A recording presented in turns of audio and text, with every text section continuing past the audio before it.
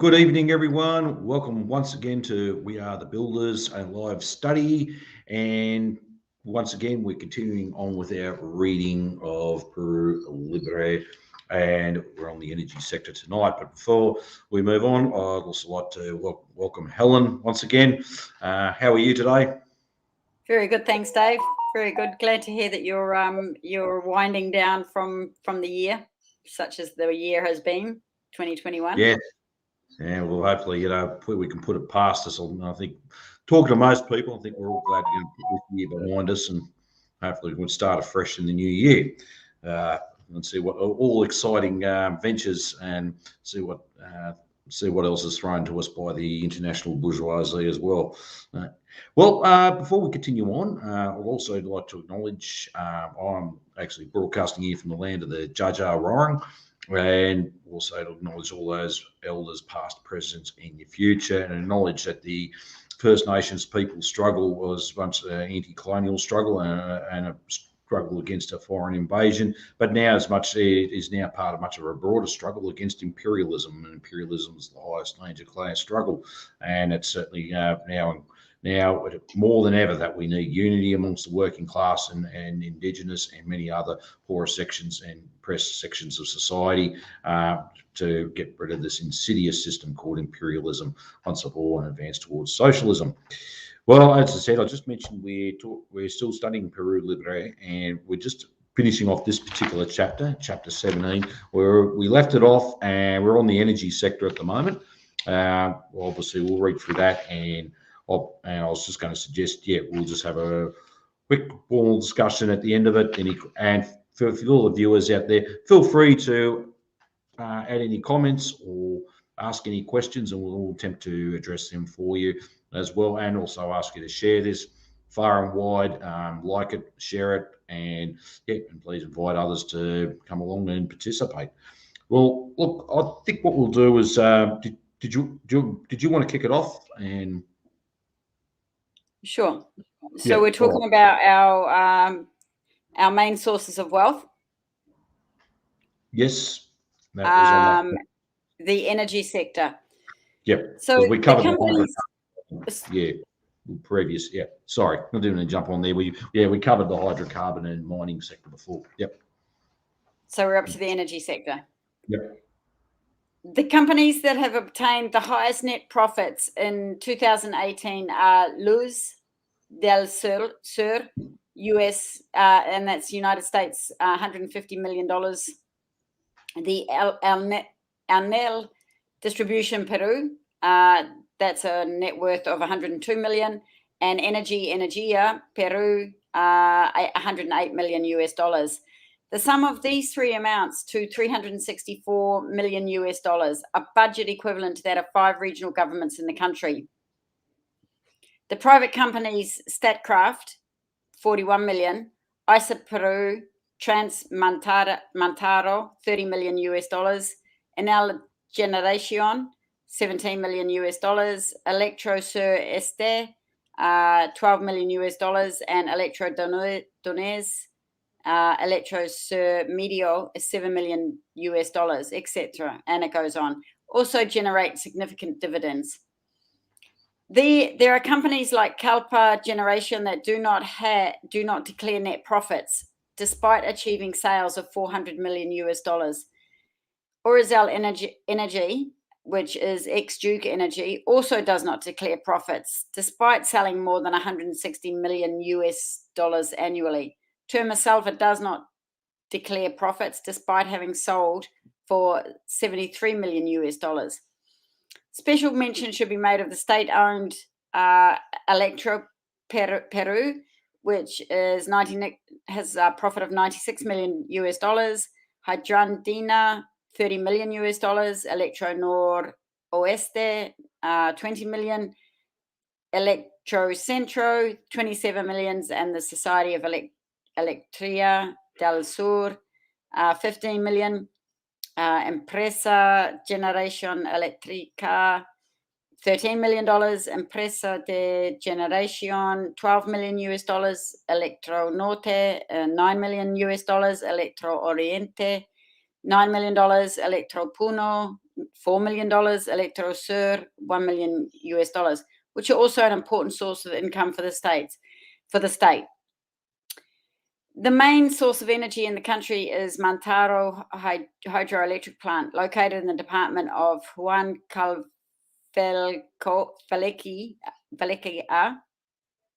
which has been in operation for more than half a century. However, it is the region with the worst poverty standards expressed in the worst poverty indicators and malnutrition.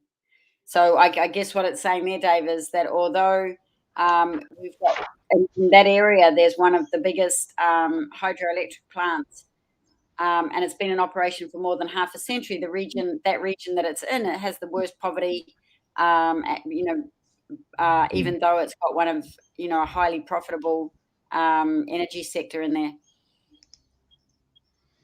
Well, that's what's interesting. They're related back here to Australia. The amount of our electricity or our energy sector is privatised and under very little government control as well. The government may own the lines, but they certainly don't look after it.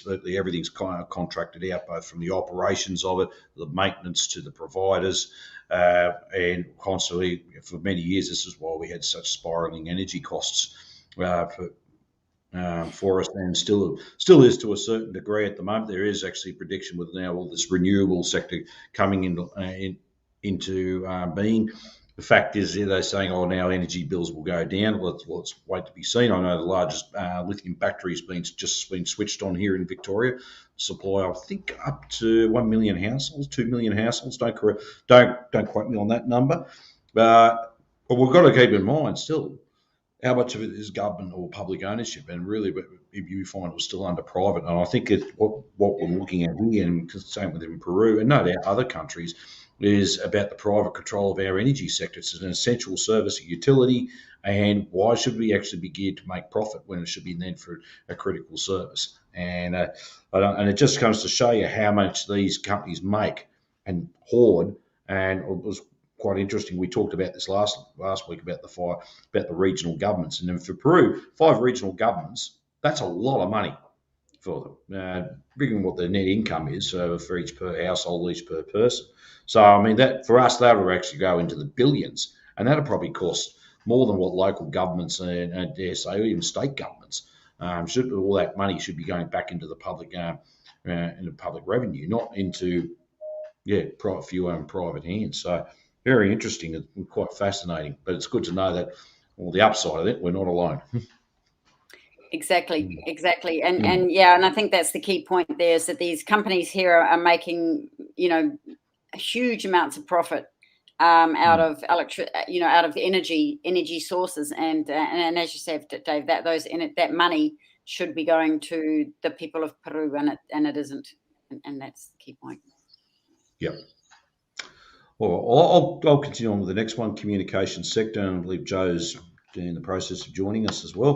The private company Telefonica has decided to make net profits public in recent years, but we are going to infer them from previous indicators. In 2016, the net income declared by the company was at $291 million US, and Telefonica Móviles $257 million US.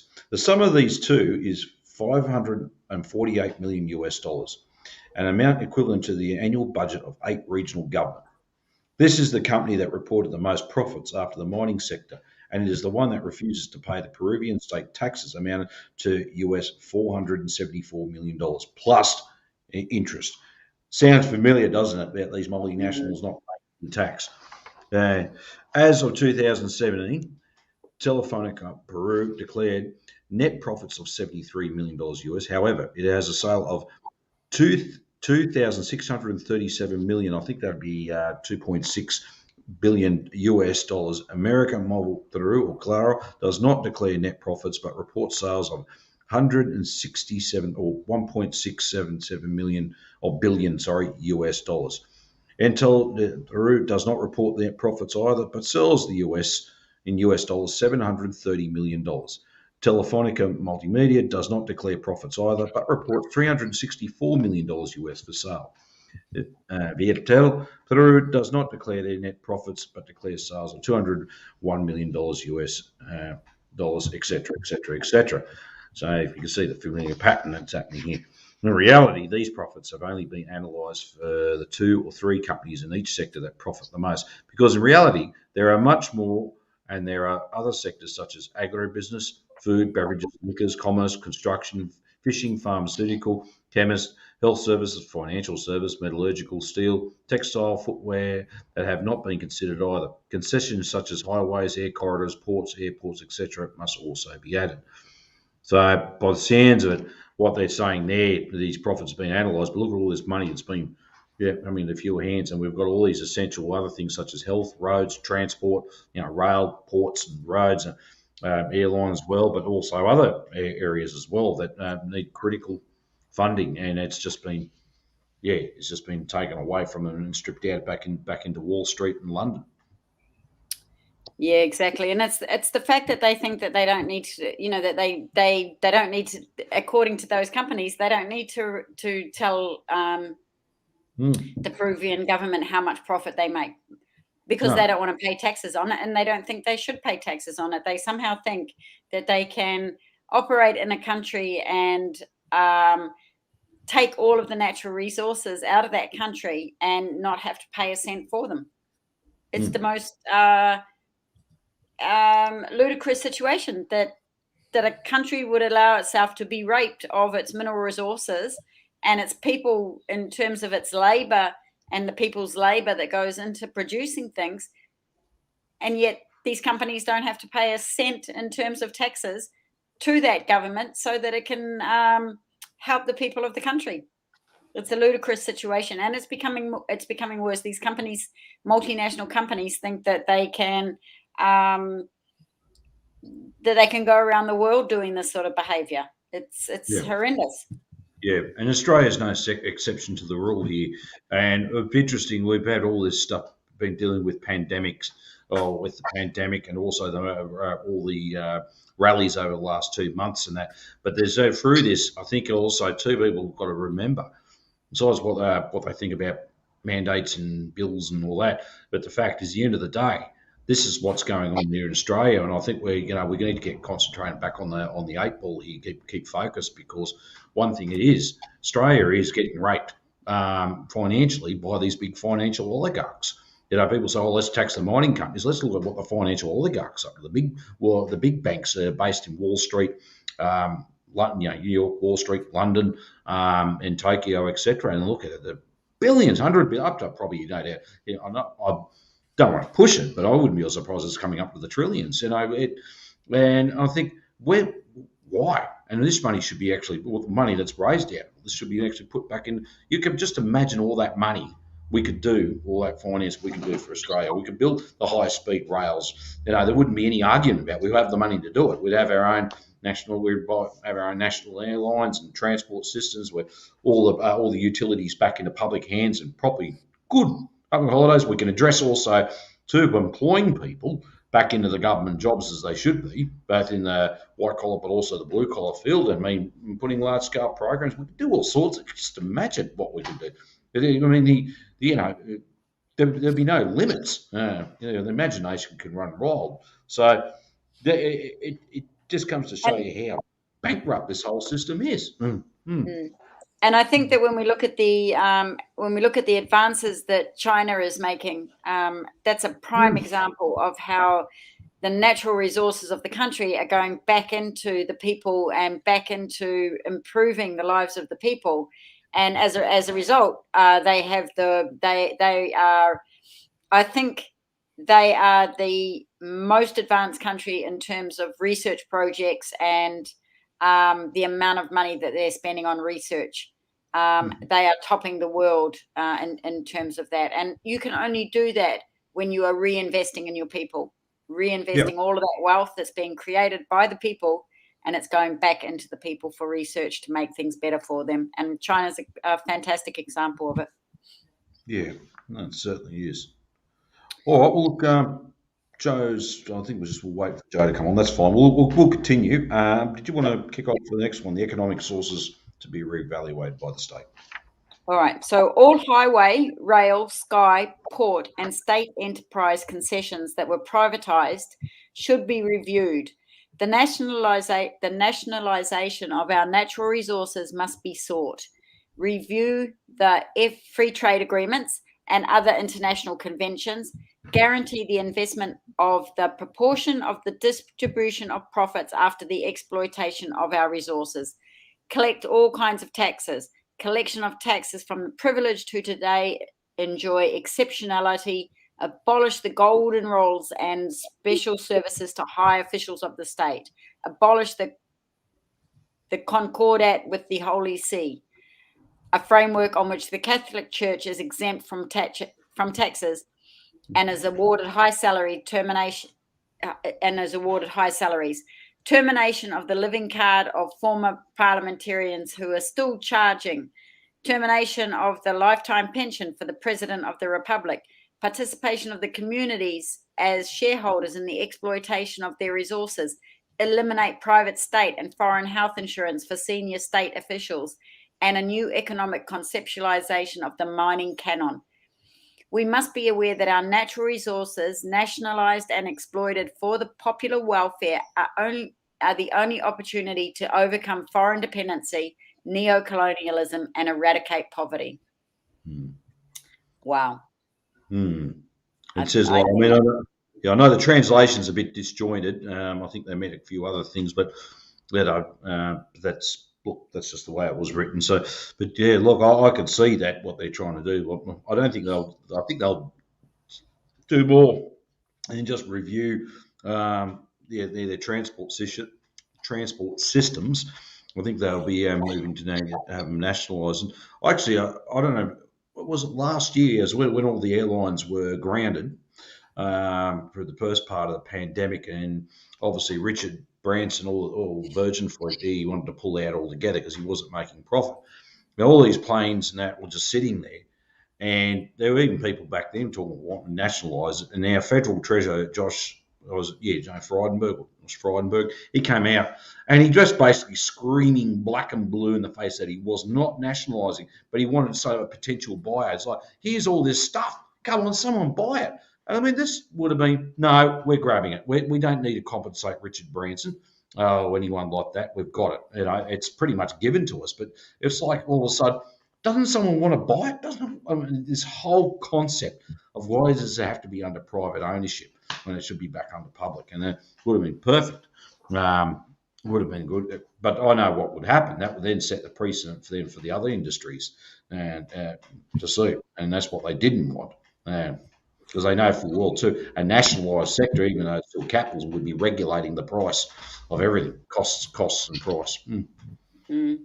I think, and further down, even though they're talking about the nationalisation, but then they actually attack, individuals within the system that are being afforded luxury lifestyles that they don't deserve. So they're talking there about, the Catholic Church being exempt from taxes and the priests and so on being awarded high salaries, and that's got to stop, is basically what they're saying. And this termination of the living card, that must be something like a credit card that allows parliamentarians to continue to charge up their living expenses when they're no longer in Parliament.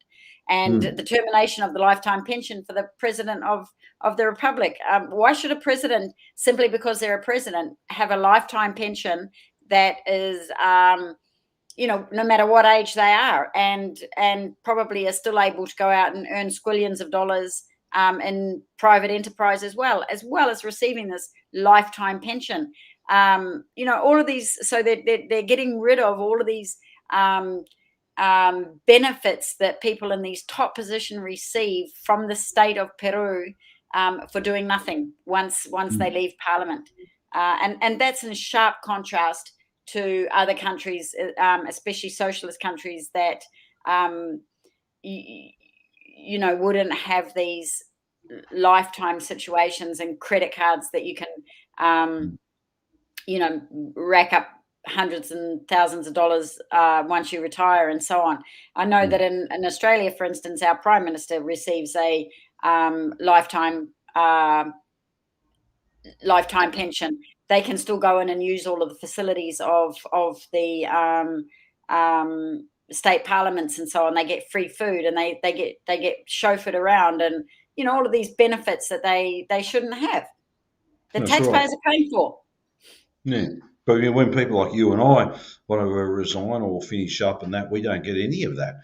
I mean, and at the time we do retire, hopefully we've got a good superannuation behind us, which, mind you, the politicians have got a great superannuation behind them, but we don't. Too bad if you don't. And then if we do entitled to the pension, it's not, it's not like you're earning a lot of money every week or fortnightly. They often pay it. People think, that's great for a pension, and some people have actually come out and said this. Oh, the pension's actually not bad. Maybe $900 a fortnight. Well, hang on, you got to think of our cost of living and everything else. If you happen to be a former prime minister or a former politician, anyway, a senior minister, and that, it's okay for them. But when it comes down to, it's okay for them when they're in retirement. But for a lot of ordinary people, no, it's not. It's quite a worry, and it's forcing a lot of people then too to have to work a lot older past the retirement age, so they can have some sort of income coming in, because they know full well they're going to be in poverty and destitution if they don't. That's what they're facing. Oh, that's right. And these lifetime pensions that we're talking about for prime ministers and presidents, they're not at the same rate as what the ordinary people receive. No. That's at the rate that they have that they've left Parliament at. So they're still on their $500,000 a year. It might be about 80% or something, but it's certainly not. It's not a small pension that they receive by any means. Yeah. Instead of just turning around and saying, look, it was an honour to be the leader of the country or whatever, and leave it at that, and go down and go with grace, oh, no, I deserve this because I served my country, I deserve this. Well, there's a lot of people that deserve that, and certainly it's not any of the calibre of politicians we've got. And I wouldn't even give them 1 cent by the time they finish. They can work hard for once in their lives. Hey, how you going, Joe? Oh, how are you? I had great difficulty getting on, as you might have worked out. That's fine. That's yeah. Fine. It wouldn't allow me. Third time lucky, though. Fair enough. Well, we'll just finish off this. Well, look, I'll just finish off this last bit before we go on to Chapter 18. It's called the Invest the Proportionate Profits in Favour of the Peruvian State. Transnational companies profit 70% of the profits from the exploitation of our mining resources, hydrocarbons, energy, communications, etc. The remaining 30% is what corresponds to the state in the income tax category. Worst of all is that the 70% profits are not invested in Peru to strengthen the domestic market, but are invested abroad, generating employment, added value, companies and infrastructure, and strengthening their markets. Our intention is to invest this proportion of the distribution of profits or profits in favour of the Peruvian state. That is, that the state becomes the creditor of 70% or 80% and the private transnational 30 or 20%. The collection of the state and the Peruvian people would be enormous, and with the consequent improvement in their living standards, it certainly would. If the Peruvian state did it like what happened in Ecuador and Bolivia, each regional government would receive an average figure of 4,000 million soles for investment expenses, in contrast to what they currently receive, an amount of 250 million soles. Soles is the Peruvian currency, an insufficient and unfair amount, with which there would be no pretext to eliminate poverty, malnutrition, literacy, lack of communication routes, lack of comprehensive sanitation with water and sewage, reduced maternal and infant mortality, eliminate foreign dependence, guarantee social programs, cancel the internal and external debt, make health and education accessible and free, triple the salary of our workers, defend the national business community, and build a new homeland. Our Peru would be on the way to emerge from underdevelopment and be a world power in peace and well-being. Wanting to continue profiting 70% from transnational is what leads in our country to genocides, internal violence, environmental damage, mining taxation. I'll repeat that again. Wanting to continue profiting, for the transnationals is what leads to our country genocides, internal violence, environmental damage, mining taxation, agriculture, concentration of media and institutionalised corruption. If the companies do not accept the new conditions for the distribution of profits, the state must proceed to the nationalisation of the deposit in question indemnifying the expenses generated to the private sector is if justified, and administrating 100% of the profits, which would quadruple the budget of condition. Oh wow! As I said, it's a little bit disjointed. But I get what they're coming from too. Because as I said, we can just imagine all that profit was turned around. They had the majority of it going back into the Peruvian state, and just what they could do with it. It's interesting. I had a discussion with some young workers the other day, talking about this idea of taxing multinational companies, and their argument, and it surprised me because they were young workers, and I thought they'd be thinking about these kind of ideas. But what surprised me, they said, is if we tax them, the businesses, then they'll just take their business somewhere else. They'll take it away and we won't have that business. And I said, so couldn't we nationalize it? And it was a really difficult concept for these young workers to get their head around, that somehow business has always existed, and they've always been allowed to take as much money as they want out of the country and not have to pay taxes, and that somehow this is just and fair and right. And we as workers have to get our head around the idea that this is not normal. This is not it's not the way that things have always been. They companies will often accept a 30% profit margin.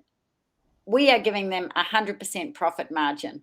We are being subservient to multinational corporations and giving them tax breaks and all sorts of things in the pretext of keeping that company in Australia in order to provide jobs and so on.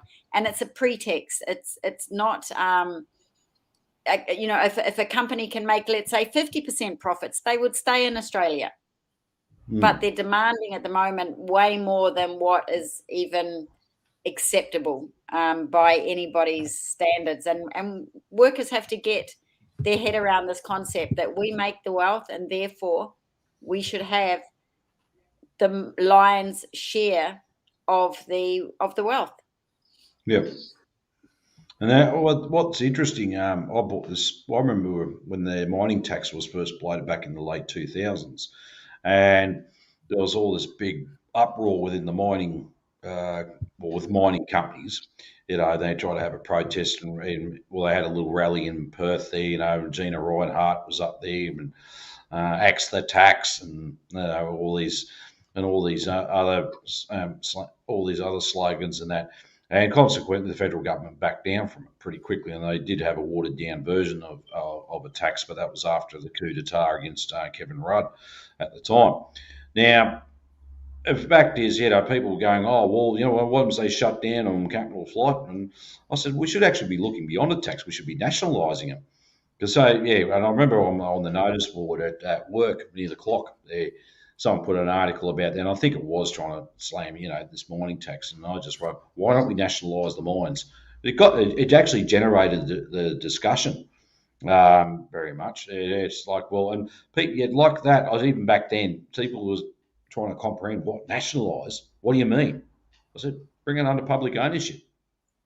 Oh, how? Well, we don't compensate them. Yep, sure. Gina can go. Great. She jumps on a plane. Goodbye. Don't come back, and take your name with you. We're holding everything here. And I explained to her, that's when all that mineral wealth, all that wealth that's created by workers, can be put back into the state of Western Australia, and also been nationally aboard. It's just like it was like I think, what? Really? No, I thought, I thought it'd be right on, and I can understand that difficulty trying to explain that. It's easy for people in, say, left groups, socialist groups, communist groups to say, and even dare say in some sections of the Labor Party otherwhere. But when it comes otherwise to, that's a great thing and know what they're talking about. But when it comes out to the broad population, it's like that's something that's going to be the hurdle. I think the problem is that generally people assume that what they've known in their own lifetime has always been around, and it's it's also the interpretation of history. And I've used it because there's a term that comes out of the United States called the Flintstoneization of history. If you remember the old Flintstones cartoon, was that it was today in the Stone Age. Yeah, the message there, it's always been exactly the same. So it's that concept of history, but also that in people's own lifetimes, the concept of history is not really there very easily. However, one of the features of today we find in Australia, and I'm sure they find in other parts of the world, is that the old certainties are kind of shaky and disappearing. So we've entered into a period of history where change is more rapid than it has been for over half a century. And I think that will inevitably force through hang on, things aren't always the same. And it's that, so I think that's one side. The other side is that for a long time, there has not been the center of gravity, the political leadership that actually says, right, something else could be possible. Yeah. Yeah. And I think that also makes a huge difference. So it's the combination is the changing reality, or fast changing reality, and the emergence of a political leadership that actually puts forward and actually convinces people that something different is possible. Yeah. And I think you would agree probably, Joe, that definitely is the case when we're talking nationalisation. It would be, I know that we talk about it in terms of our even our state government, even our federal government could nationalise industry, but who would they be nationalising it for under this type of leadership? Who would they be nationalising it for, and how would they run it? And so it's not enough just to demand it of this type of government, but we need to have a government that is going to be representative of the people. The people have to have gained political power, and that nationalisation then can be used for the benefit of the people, because quite often probably what would happen under a nationalised industry of under Morrison, we would possibly find that it wouldn't run particularly well, and then we would have bought it off a national, multinational corporation. It would be run down into the ground, and then somehow the multinational corporation would step back in and buy it at an extremely dirt cheap price. So we find that recirculation of profits going back into the hands of the multinational corporations. So, we have to be careful about making that demand as as just a blanket demand with the type of governments that we have in Australia at the moment. I think even in the past, I mean, one thing that the privatisation of government run operations came on the back of decades of neglect, decades really of running them down. So the various government enterprises got a reputation for being inefficient. Yeah. Because they were run down. I remember wasn't here in the UK. I mean, the efficiency a few years ago, thing hit the media there. They found that one fella who was a public servant, when he was in his 20s, he was a manager, 20s or 30s, somewhere, a relatively young fellow. And with a shuffle of papers, there was a reorganisation, and they forgot to actually post him. So he stayed home for something like 45 years, nearly 50 years, drawing a pay, but he never had to go to work because nobody noticed until he retired. Because they couldn't do anything about it then. So, I mean, that was an exaggerated example. Good luck to him. But I mean, it spells out the sort of thing that these run really inefficiently. But on the other hand, they could actually generally produce things that's goods or a service much more cheaply because they could operate on economies of scale. And some industries in particular lend themselves to that. I mean, in Australia, for instance, transport is a good example. You take the aircraft industry, or flying, that Australia has basically its business runs on routes between two cities, Melbourne and Sydney, right? The rest of little consequence in comparison. So there's not much room. When they sold off Qantas, which was a government-run owned and run company, they said it's all about competition. There are going to be lots of airlines, and that will knock down prices. The reality is, it's basically Qantas. The other ones are international airlines that are flying here and flying out. They were always there, but it's still Qantas that runs the domestic service. And it didn't reduce in lower airfares. Other things did that because that was an international phenomenon, but it did result in a decrease in the safety standard of Qantas. Yeah, it did decrease. Did result in the plummeting mood of people who worked at Qantas because the working conditions became atrocious. They still are. So it didn't work. We can go to lots of other areas and the same thing happened. The problem is, sort of going back to the beginning, is that depending on who runs state enterprises, if the wrong people are running it, they run it down, they milk it, and then they make it ready to sell off. And that's what we've got to be careful of when we call for nationalisation. We need to be asking the question, nationalisation for what purpose? Exactly. Right. Yeah, not just use it as a general sloganeering and not realise having an actual plan what we want to do with it as well, be it a particular industry or company as well. And actually, I also want to throw in too, is about nationalisation is manufacturing as well. And we were asking about government policy and that, and it should be actually really by rights. A lot of large scale manufacturing should be under public ownership. If private sector's not going to do it because all they're interested is making a profit. If they're not going to make profit, it's not going to happen. But we should be down. Well, fine. We'll put it back under public ownership. And wealth that's generated, profit goes back into the community, into the public, not was to spend on social programs or of whatever reason, etc. And that will obviously expand our industry more. I remember the likes of the old Commonwealth engineering, all the Australian defence industries. So you had the dockyards, railways, many more. Public works, a whole lot. I came in the tail end of it when I was working, and it was quite popular. And and they actually put a lot of apprentices on every year. I mean, not just like 10s and 20s.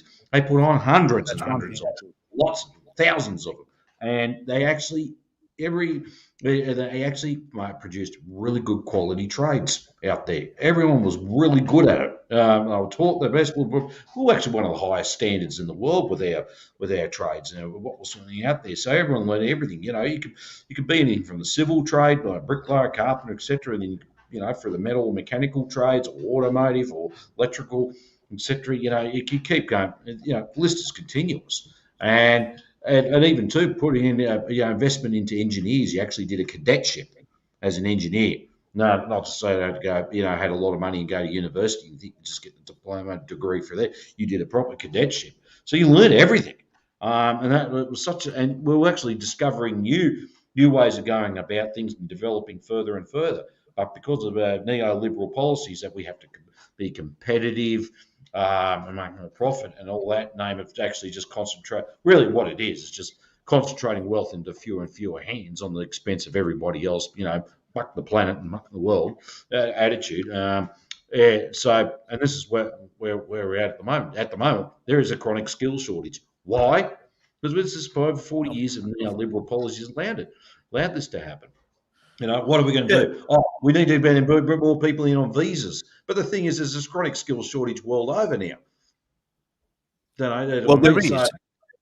is. And go back. I mean, one of the great arguments of, I think, in favour of nationalisation, in some respect, is that many big business, many big corporations operate in Australia, cannot operate at a profit without massive government subsidisation. Now, the fact is, it will be even in the language of capitalism, in the language of the market. It is not hard to say, well, if you can't run on your own, then according to your argument, you should go out of business, because that's what the market's supposed to be about. But if you do want to keep on going and you need public assistance, then the public is quite entitled to say, well, if we need to get something back for that, and if you want a couple of $1 billion, then we should have a couple of $1 billion worth of ownership of the enterprise. Because otherwise, you're running against your own principles. That's right. And to give to give people an idea of what goes on in this system, there's a new mine in South Australia. Well, no, it's an old mine that's reopening, and I just caught a portion of it, and so I can't give you the name of it or anything like that. It was on the news as I was traveling to work, but they're investing in a huge new machine that's going to come through and just grind up the tunnels and extract the ore or the rocks out. That's going to do away with all your blasters, all your people that put the dynamite in, and so on, the charge up crew, and then it's also going to get rid of your jumbo operators that drill the holes for the dynamite to go in, and so on. So a whole process goes on before you extract this dirt out of the mine. This machine is going to come in and do away with jobs. But in order to start it up, the Australian government or the South Australian government has to give them $2 million to help to assist them with that machine. But we don't get anything from that machine. We don't get anything out of that dirt. They're going to avoid it in tax cuts. They're going to avoid paying any money in tax cuts and so on. And so the taxpayers have invested $2 million in a machine to do away with jobs and to increase the profits of private business. Yeah, it's ludicrous, and we get nothing for it. That's right. The other thing, they'll claim they pay royalties. I'm sure they'll claim it. Well, look for a lot of viewers out there, even like really a lot of Australian viewers here as well. This is like an example how the royalty works. It's the whole mining industry, but I'll use WA, Western Australia, as a classic example. Right, the royalty itself is actually outdated. It came in the 1960s, but it's only based on how much it comes out of the ground. So what's it worth, that ore? So if it's iron ore, what's it worth when it comes out of the ground? It's not calculated when it's on the train or when it leaves port, which is then add all the added value for it through other people's labour. It's not calculated on when say, for example, Rio Tinto sells itself on the Singapore Stock Exchange. It's not then resells it on a much higher level in the world market. It's not calculated. It's actually calculated at the cost of what it was when it was basically in the ground. That's where it comes from. The other thing as well, I understand with mining companies, basically the multinationals, they're ruthless as well with their labour relations, and that's a complete big story in itself. They're subsidised on fuel, taxpayers' money. We're paying for it. They're not. We are. They're subsidised on their power generation, and it even gets better. If they build their own power generation, be it a gas-powered power station or whatever it is, they still receive free power, but all that excess power goes back into the grid, and they charge us for it. What? Not just a little cheap. It's not cheap power. Clive Palmer, that big blustering bag of wind, Clive Palmer, jab at the gut. He basically wants to build a big, coal power station. That's why he's involved in politics, so he can get his way after his Carmichael mine. And basically, he'll be having free power. Well, probably a few other wealthy people, but everyone else be paying exorbitant prices and also be the taxpayers subsidising that power station in the coal power. It's outdated and all that. Now, I'm not going to get in the whole history about climate. So that's because I said we could be here forever and night. But I'm just giving you an example of how they operate. They're subsidised there. They're subsidised at building their transport systems. I mean, Rio Tinto has the world's largest railway network. in the world. You'll see trains there, the locomotives. The only type of locomotives you see in North America, that's the US and Canada, the big dash units and all that. You only see them on the Rio Tinto and the other mining railways. They're massive units, along with all the ore cars, all that's made. Now, none of them are made here now anymore. No, none of it's made here. It's all brought in from overseas, the US. Wagons are brought in from anywhere else they can purchase. No, we've got the facilities to do it, but no, they don't. But again, once again, they're subsidised. And it's like they already make squillions of dollars. I'm sorry, that's an exaggeration, not just figure of speech, but they were hundreds of billions, and we're subsidising them extra. And you're thinking, so why? If they're, according to their sense, if they are able to make a massive profit, they should be able to operate their own without being subsidised. So what's going on here? Yeah. I mean, a lot of people say that at the very least, we would expect that they would have a sense of some responsibility to the society that lets them operate and and do their thing. On the question of technology, during the Industrial Revolution, they had some people they used to call Luddites go around, smashing up the looms. Now, they were misrepresented and still are, because the Luddites never said we are against technology. Their argument was it's how it's applied. What's the purpose? Now, for an example, you could say that a worker working on a machine produces X amount in a 40-hour week. Let's go back to Industrial Revolution, just pretend an 80-hour week. Now, if a new machine comes in and that worker can produce the same amount in 40 hours, the sort of argument the Luddites were going on about was, well, in that case, let the worker produce in 40 hours the same amount as the worker produced in 80 hours before. Now, the other 40 hours provides an opportunity to employ another worker. So 2 workers can work for an income, and the boss makes a lot of extra profit as well. But it turned out that wasn't good enough. Right? The employers then did not just want to make twice as much profit. They wanted a lot more than twice as much. And so this greed actually would compel them to use machines or new technology not to increase the volume and quantity of the product, but to get rid of workers, full stop. And that was the argument. And that's the argument today with technology, because new technology is applied not to actually improve what's produced and increase the quantity as such, but to get rid of workers. And we need to be looking at that. And somehow then, if we do want a situation of full employment, I mean, with proper jobs, like, full-time jobs at full-time wages, then we need to look at ways to disencourage business from using technology to shed labour. Technology should be used to actually increase the opportunities to use labour.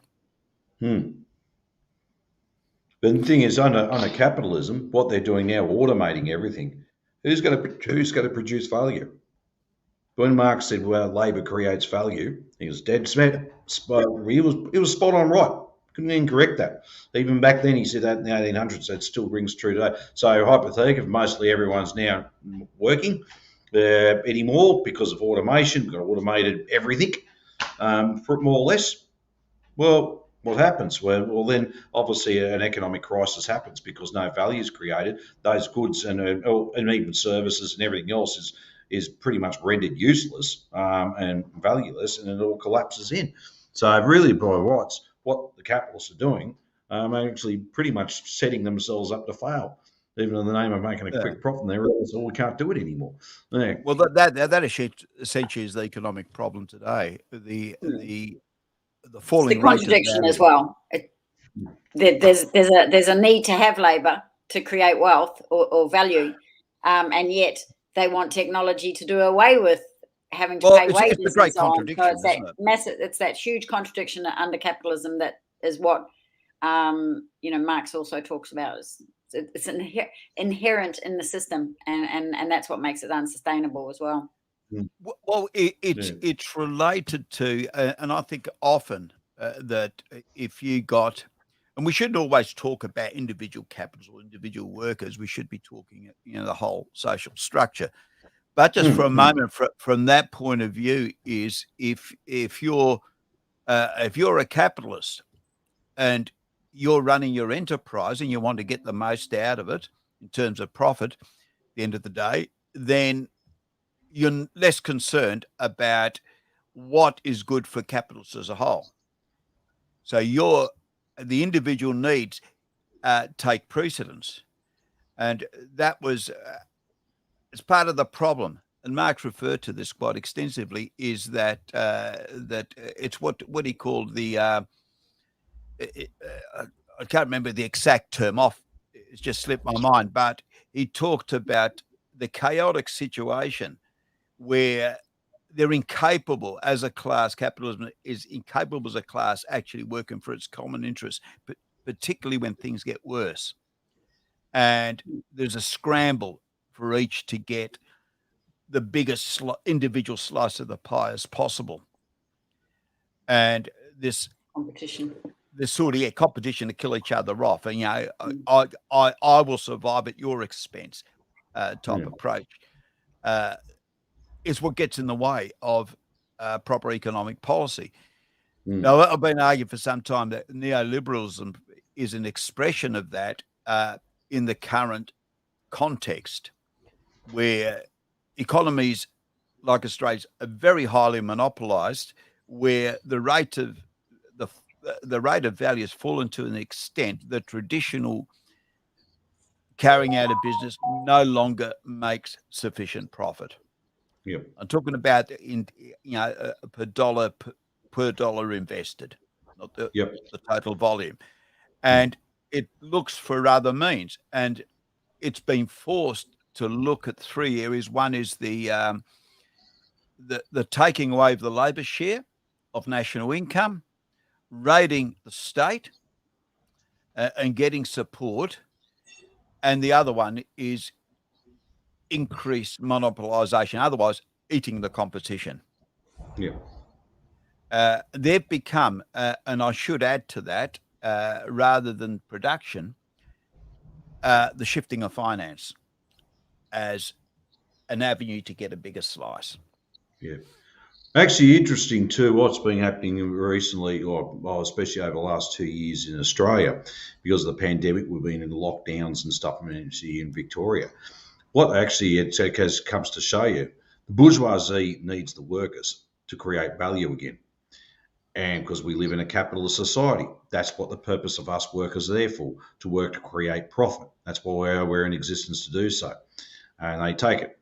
And basically, when these lockdowns and all that happen, with hardly anyone working, they go to try to keep some industries going and that, because they realise if the workers aren't working, value cannot be created. And they realise they're going to be in a whole heap of trouble. The other thing as well, and this would have been a great lesson learnt, that we should have actually recognised our power. Whoa, if we stop everyone dead, we've got them.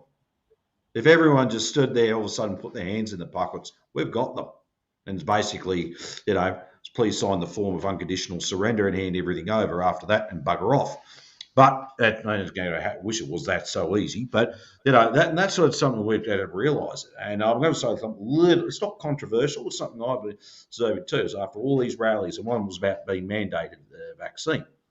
Well, the capitalist class realised, we need to get everyone back to work. This is serious. Let's mandate everyone. Let's get everything going again. And because why? We're in a capitalist society. It's not our economy.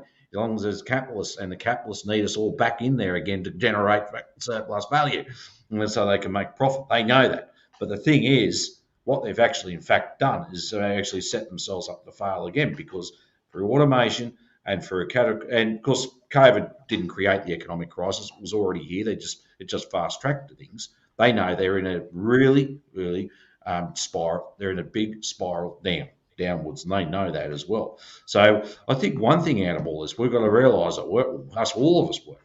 Realise our power. We can actually do this. It's just a matter of we've got people there not used to this happening, but if we can stop, we've got them, and we can actually use it. I mean, all we've got is our labour to sell, as the old saying goes. And but yeah, I think it's something that just to keep in the back of the minds, keep in the back of everyone's mind here that was surprising that workers do have a lot of power once we're organised and come to that and realise that as well. But it's going to take a lot of persistent experience and a lot of education along with that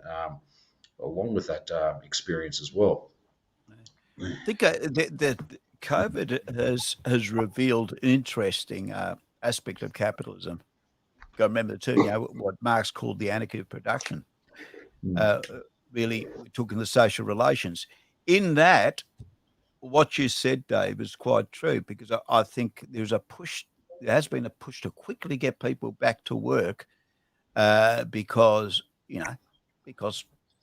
value's not been created. But that is but there are certain corporations, I'm talking particularly of pharmaceutical industry and others involved in supplying health products, they did quite well out of the pandemic. And so you've got opposing interests there. Different factions of the ruling class. Which creates a bit of a mess between them. And that's revealed something that's been operating all the time, but it's come up to the surface in a particular form during the pandemic. And no doubt behind the scenes, there's a bit of tooth and nail going on, fighting about which way we're going to go. And I just want to chuck in the mix there, and this is purely, off the top of my, without too much deep thought going into it. But Dave, you touched on the fact that prior to COVID, there was already we were going into an economic decline, and the economic decline is created by overproduction. So when we've got too much on the market, it can't be sold, it can't be got rid of. We go into a decline. COVID has created wealth for a small proportion of the population in terms of those right at the top, raking in billions of dollars. And yet at a lower level, it's done away with certain amounts of overproduced goods. And so we've still been buying because we've also been subsidized, because of the pandemic. We saw a year where we were getting, even the unemployed and so on got an increase in money and so on. So people were sitting at home buying things and so on. So I think that the pandemic has also created the buffer zone for a bust period that we were going through. And that's something that we've not really looked at as what is the real economic impact of this COVID been? Has it been beneficial? Well, you've already said that it's been beneficial for elements of the bourgeoisie, but I think it's been beneficial for the overall economy as well. I think coming out of this, we're going to be in a position to be able to say, we're financially the country's doing really well. Because we've got rid of certain amounts of surplus goods and so on. And I think that's an interesting thing that we haven't investigated all that much. Yeah, I think we probably haven't. I think you're right to an extent, Helen. I think it's a bit patchy in that respect. And I think one of the problems for capitalism as far as using the pandemic for that is that we don't produce much in the first place. And much of the economy is actually, in a sense, an artificial economy, circulating dollars round and round into different hands. It hasn't been real growth for a long time. But also that it's the productive capacity is still there. It hasn't been destroyed. So it quickly rebounds. I don't know whether there's been a huge change in spending patterns either, I think, as you said. So in that sense about market supply, I don't know whether it's shifted a whole of a lot, or market demand, or supply, because most of our supply is imports when we're talking about, in terms of value. So what happens on a global scale, I'm not sure, because that's much more complicated, because you've got all sorts of different countries involved in international trade.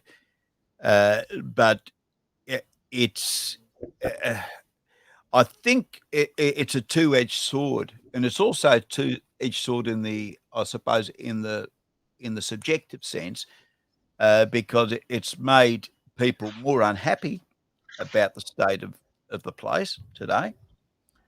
And so there's more complaining. It's going in different directions, but there is that, and that poses some sort of risks to capitalism as well. So there's more uncertainty, and big business in particular needs certainty for a fair period, because they need to plan years ahead what they're doing. I mean, that's the thing. If there's uncertainty, the investors get jumpy, and they go somewhere else. Mm-hmm. So there is a problem with that. And I think that's what the government is, in a sense, is trying to resolve with what they're calling they're not calling, but what is really a market-led exit from coronavirus, and it's particularly around creating more debt, and sort of the financial sector, actually main ones to actually provide the funding and therefore redistribute income in their direction. Yeah, I think that's what's happening, and I think we can't really understand it unless we realise that the largest part of the economy is not the production or the creation of value; it is the redistribution of income. And I don't think that hasn't been affected in a big way. What has been affected is small business, because quite a few small business and even medium-sized businesses have gone out of business. Yeah. And that's where the main impact is. Yeah, that certainly is. Look, I've just, guys, I don't mean rude, we've just got to continue on with this because I'm realising time's starting to escape. This has been one hell of an interesting discussion as well. And once again, to any of the viewers out there, feel free to put a question in there or a comment. We'll try and address that. We're on now chapter 18 on our sovereignty, and I was going to suggest we read through that whole chapter because it's in bits there. We can have discussion. But I was also going to suggest we read chapter 19 because next Thursday we can finish off chapters 20 and 21, and also read the thought of the Peruvian leader. What's his name? Vladimir Cedron Rojas. I think we go for that. So, Helen, did you want to kick that off? It's called On Our Sovereignty. Excellent. Okay. Recovery and total administration of the main strategic resources. The nationalisation of the mining, gas, oil and energy centres is what will guarantee the use of our resources with the sovereignty of the case. The state must take full control over three important sectors that generate immediate wealth. The main deposits of large and medium-sized mining, such as Yanacocha, Antamina, Toromocho, Marcona, Kawajone, and a few other mines, must be nationalised and decentralised to the administration of regional governments according to their jurisdiction. The Camisea, gas, oil wells, refineries, and hydroelectric plants too. In all, these companies that exploit material and human resources. We are often told that nationalisation is bad, that the state is a bad administrator. However, we have examples that disprove this absurd theory. In Bolivia, oil and hydrocarbon resources are 100% nationalised. Chile nationalised its oil and copper 100%. Uruguay nationalised its oil 100%. Mexico nationalised its oil 100%. Venezuela nationalised its oil 100%. Ecuador nationalised its oil 100%. Cuba nationalized its oil 100%. Colombia nationalized its oil to 90%. Saudi Arabia nationalized its oil 100%. The United Arab Emirates nationalized its oil 100%. Iran nationalized its oil 100%. Iraq nationalized it. Kuwait nationalized its oil 100%. China nationalized its oil 100%. Algeria, Libya, Malaysia, Egypt, Syria nationalized its oil by 100%. All of those countries nationalized it. Nigeria nationalized its oil 100%. Indonesia nationalized 100%. Kazakhstan nationalized its oil 100%. Qatar nationalized its oil 100%. And Uzbekistan nationalized its oil 100%, among others. This count shows us that the countries that maintain state control of oil are countries with good economic stability. What has happened historically is that they have been sabotaged, that they have sabotaged the state for the benefit of the privatization side, so that they fail. So we could also blow up any private company, and that does not mean that its nature is bad. So I think what it's saying there is that historically, and we talked about that, in that historically nationalized industries get sabotaged, and then they become privatized again. Yeah. It's deliberately done, and in Australia here, for example, was deliberately ran into the ground for many years. Like, for example, our railways, everything else, they just ran them into the ground. Branch lines closed, everything back onto trucks and private cars. We could have had a really good railway system, man, until under government, but not, we neglected that. Soil and subsoil as communal right. The Peruvian state has all the power to exploit and manage all strategic resources in its territory after consulting with the peoples of the area of influence. But first, it must constitutionally recognise the rights and sovereignty over the soil and subsoil of the peasant and native communities. Likewise, priority consultation must be binding for compliance, including veto power. Peruvianised strategic services in sea, sky and land. The main services such as air corridors, airports, railways, ports, highways, pension services, etc. must be recovered and used for the direct benefit of all Peruvians. Promote living border policy. Territorial sovereignty is fought from the borders by building infrastructure of all kinds, having the best of us on the border to generate a wall that serves as a containment to the foreign invasion. Oh, okay. Tax and fiscal policy should be relaxed in these areas, but this should not be followed by an increase in the products that are purchased. The state must be firm in the fight against the smuggling that damages the national business initiative, evades taxes and laundering assets. Recovery of agricultural land, large irrigation projects such as Mahes, Sihurs, Chabmahok, and Olmos and many others, as well as others such as Janecas, Galito and Chiega, were granted and justified under the pretext of benefiting to the peasantry. Oh, so I know what they've done there. They've seized a large agricultural business for the benefit of the peasantry. Okay, before the projects were tendered or concession, the lands were reverted to the state under the pretext that they were uncultivated. Then they were privatised, being awarded to the national and transnational or multinational businessmen. Later, the water was privatised as the transfer of the Huncabamba River in Olmos, and lands became highly fertile, making dispossession of profitable businesses. The party's position is to recover those lands for the benefit of the Peruvian peasantry. Joe, did you want to continue? Okay.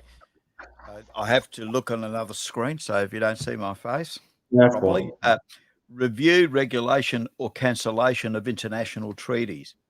The Free Trade Agreements FTA, Pacific Alliance AP, Trans-Pacific Partnership Agreement TPP, among others, have turned us into a commercial colony with the purpose of being intermediary elements of sabotage to the commercial development of other opposing economic powers.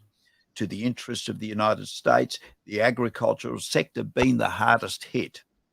This review must conclude, according to the interests of the people, the reaffirmation, regulation, and annulment of the treaty in reality. The FTAs are those that have liquidated the national company applying dumping, that is, selling an object below the cost of production in order to liquidate the national companies that compete in the market and achieve exclusivity. Marx and Engels said about it, the heavy artillery of capitalism is low prices. In conclusion, there's a gap. I don't know if anyone's got it. Paragraph. Digital technology sovereignty. The US has imposed a digital technological dependence on us, manifested in the control over our state or exclusion from it for economic and geopolitical reasons that continue to cement our neo-colonial condition. The strategy consists of making our entire educational, productive, economic and environmental, military, scientific, and above all, political structure dependent on the opposed technological model. The exclusion makes Russia today or Telesur have no place for open signal in our country, as in others, which is why the countries with socialist tendencies in Latin America became dependent by putting their own state satellites into orbit, became independent, not dependent, such as Venezuela with the Bolivar and Miranda, and the Bolivar with Tupac Katari, and Bolivia with Tupac Katari. The sovereignty of information is fundamental, since it today, in times of Cold War, has become an essential tool for the purposes of liberation or oppression. A Russian statement ruled that planetary dominance will depend on who is be able to develop the best artificial intelligence. Reason why our talented young people are victims of brain theft, since the development of the science in our society is parametric, and when they need to improve themselves, they have no other way than to emigrate, remaining at the service of oppressive countries. Legal sovereignty. With regard to international treaties, especially those of an economic, financial, environmental, territorial, jurisdictional nature, human rights, etc., our legal sovereignty is abdicated in favour of international courts who decide the final arbitration decision and are of mandatory compliance, subject to sanctions of all kinds. The obligation of the new socialist state is to change this painful reality. Because I think in those paragraphs there's some huge things being said. Yeah. And which are familiar to us. Again, and the particularly I think is interesting, that idea of digital information, or that concept of digital information. Now, we are dependent on the same technology. We do not have, as far as I know, satellites which operate independently.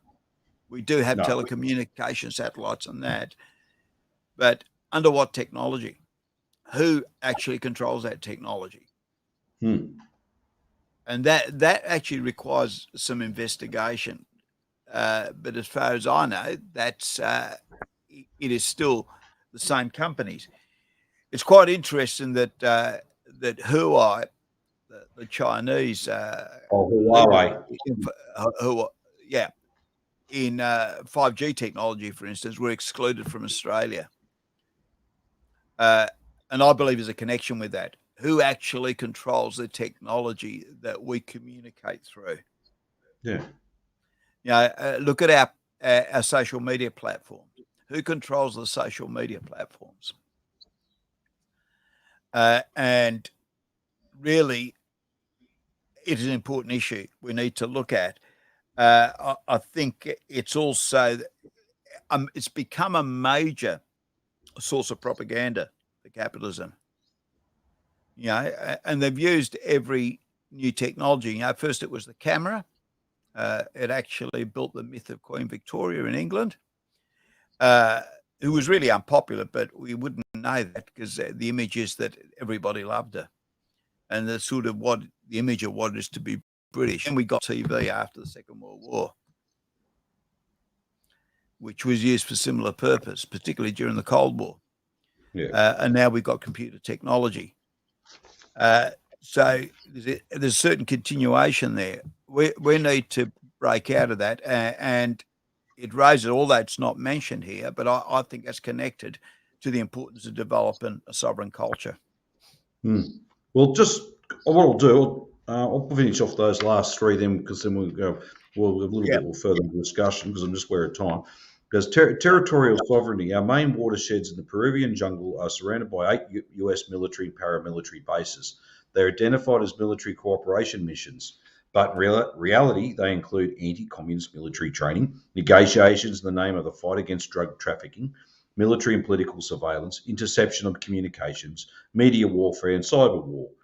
That is why we must put an end to this practice and the military intervention on our sea, sky, and land. Military sovereignty. We send Peruvian soldiers to the service of the UN Blue Helmets under the pretext of operations in favour of world peace. However, third world soldiers or developing world soldiers are used to maintain imperialist domination over other countries who have more in common with us than with them. USA, more in common with us than the USA. Our soldiers are also trained in units of the US Army, such as the School of Americas in Panama, where they were indoctrinated and prepared for repression against leftist leaders and movements in their own countries. Food sovereignty, support for agricultural guarantees, the resistance of the revolution, because after it, an economic, commercial, financial food blockade is inevitably articulated. If there is no agriculture on a good scale, the blockade will make any socialist government succumb. This is the reason why we should not allow the damage of our crops with transgenic hybrids or others, defending the native and ecological product in its own habit. It's pretty much dominant, and it's stuff we can relate here in Australia. And I mean, we send our troops overseas not for the benefit of us or genuinely defending Australia. It's there to defend US foreign policy, continuing on a very big failed business plan. And for what? It's just like, and the question is now, do we get anything out of it? Well, Australia does very little now. So that's quite interesting about how they put through it. And so it's such nodding my head when I'm looking for this. But I thought so too. I just want to pick up the thing about food sovereignty. For an island nation like ourselves, I think it's a vital thing that we have our own food sovereignty. It shouldn't be any foreign control or multinational. National should be back under control of the nation and the state as well, so we can properly look at it. Because I mean, if something does happen to Australia where we cannot import or whatever, at least we've got at least one thing that's important, that we can keep the country going and people fed. So, and I think that whole section that they had on the free trade agreements and the TPP and so on is particularly pertinent to Australia for that very reason, Dave. We need to have control of our food resources. Without having control of our food resources, any change in our government structure can seriously be undermined by other countries, and their whole idea of being able to Monsanto having dominance over the types of grains that we receive or the types of seeds that we receive is just a ludicrous situation. We'll be forever dependent on that type of crop if we give up our food sovereignty. Mm-hmm. Yeah, well, we have. I mean, particularly since the US-Australia Free Trade Agreement, we've had fruit, for instance, a range of fruits. We've had producers in Australia locked out of the supermarket system, and the same fruits imported from the United States. A fair few. There's some from Israel as well, particularly from the United States along the side of that agreement. And there are other regions. There's been a liberalisation which was mainly full of finance entry from the United States into Australia. The thing about that agreement is that it only works one way, because the United States actually blocks exports of finance when they don't like it, or products from Australia to the United States. And we've had beef as was a big example. There are other things. Even goes to the extent, although there is this sort of supposed to be this matey relationship, every time just about that, for instance, Australia is locked out of the Chinese market because, Scott Morrison said something, the United States says, oh, well, we'll move in on that one. And then moved on a whole series of things. And there's no honour amongst thieves, I suppose. No. So that's a big thing. Also, the agreements the US has fostered in countries, including Australia, is that it's set up, and that's referred to, an international legal mechanism where governments can actually be sued or after being accused or being charged and found guilty of harming the profits of a company. They can sue for the profits lost, not only actual profits, but also potential profits. Yeah. And these tribunals are actually stacked by the United States. Mm-hmm. So there is that. The military side, exactly what's saying there, is very familiar. We've got something like 70 US military installations on Australian soil. We've got the Australian Armed Forces, which, to all practical intents and purposes, is under the command of US generals. The fact is that we get sent out to wars, get sent out to the South China Sea and different places, do exercises, training in Australia. It's always under the command of the US Armed Forces. They control Australia's military armed forces, which have been integrated into their own.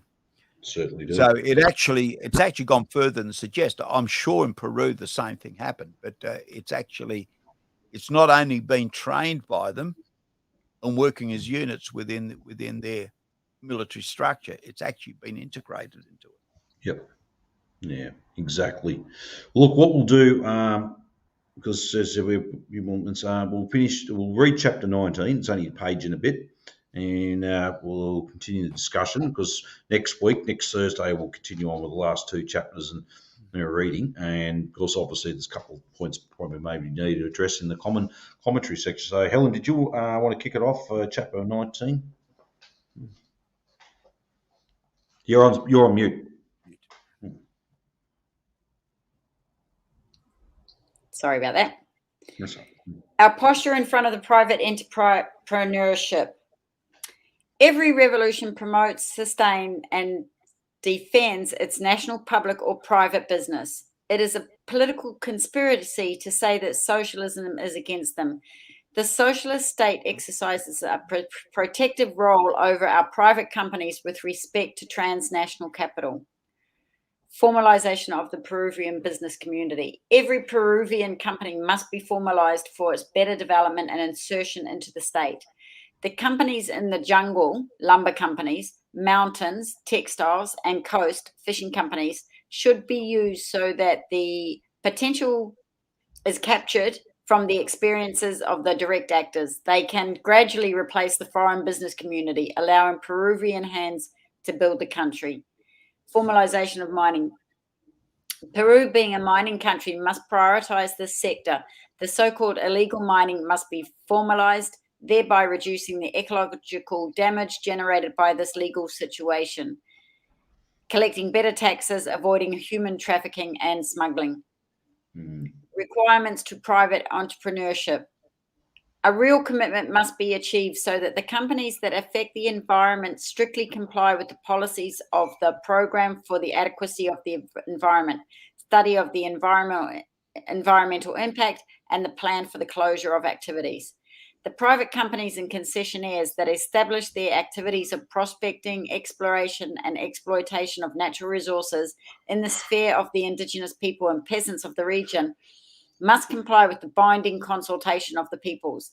Likewise, those who carry out economic activities on the lands of indigenous and peasant communities must promote partnerships with said organizations to participate in the administration and conservation of their resources and benefits that such activities bring. Companies that carry out economic activities must promote regional employment in a percentage higher than 60% of their total personnel. They must guarantee technology transfer with training and equipment for the population of the area of influence. In addition, they must acquire goods and services provided by small and medium-sized regional companies to promote economic activities and generate employment. They must also indicate fiscal domicile in the productive and or operating headquarters and not in a different department to contribute to fiscal and tax decentralization. Companies must rigorously comply with the payment of royalties, canon, and surcharge determined by law in the percentages that the current legal regulations provides. In addition, they must guarantee respect for labour regulations as well as their compliance with and respect for collective agreements and encourage the hiring of disabled personnel with conditions of suitability for the position. Thank you.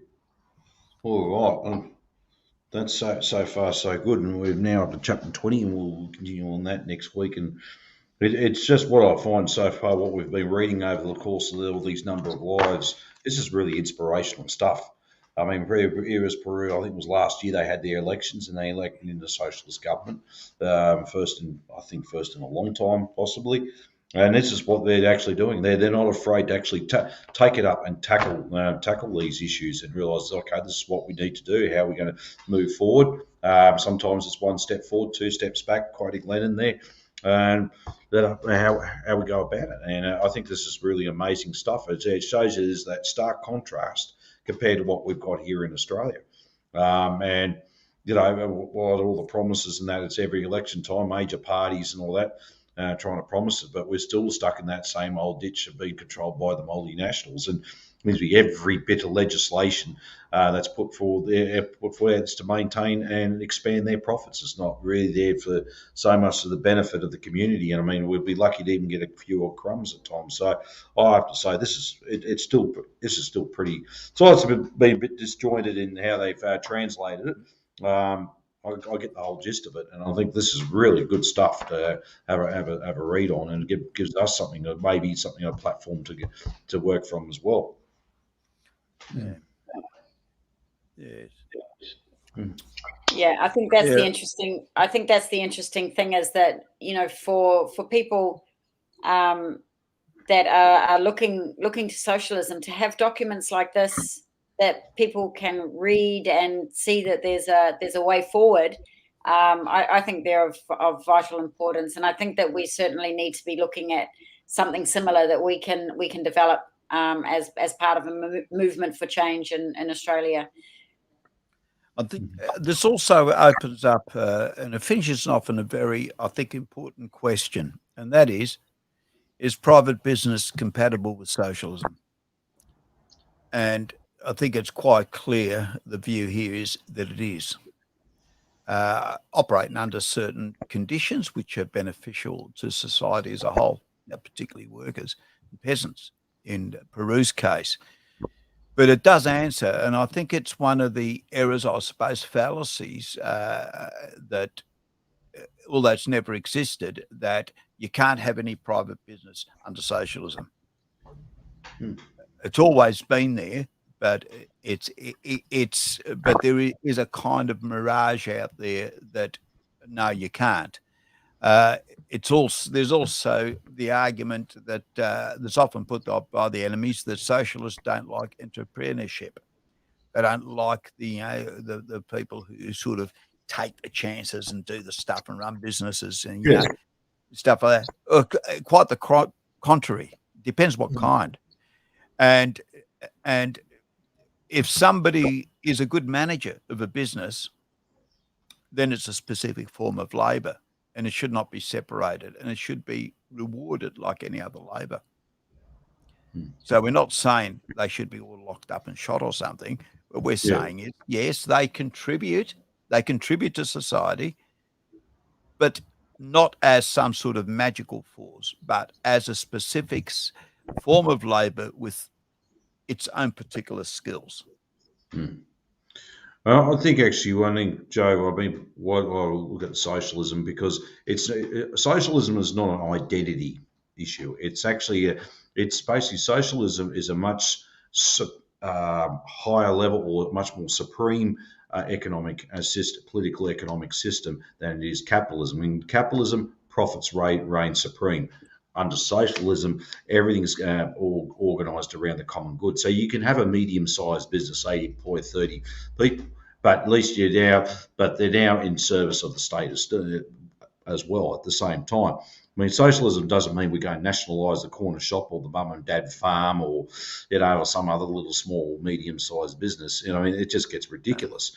And we do, and socialism should encourage entrepreneurship and creativity in that, because we understand it's a supreme, a great, higher form of organisation than what we could have under capitalism. So, I mean, that's it's something that always everyone take into consideration. Look, I made that mistake. I thought socialism, all boys, everyone that was to be rich, white moth, planet Earth thing.